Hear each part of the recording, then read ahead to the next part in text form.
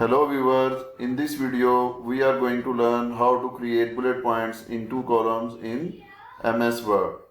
So for this, first you have to insert table, click on insert tab and here is table. Select two columns and three rows and here you can write some text.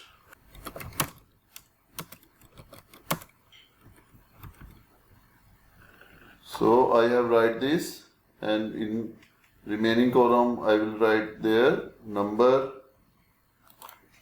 So I have write this text. Now select all the cells.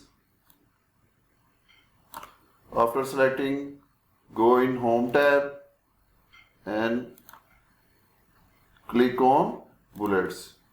Now bullets are added to all the text and all the cells. Now we have to write off the lines or borders appearing on this cell. So go in Design tab and click on Borders. Here click on No Borders and now you can see there are no border and the bullet point are created in two columns. So this is how you can create bullet points in two columns in MS Word. Please like and share this video and subscribe our channel. Thank you.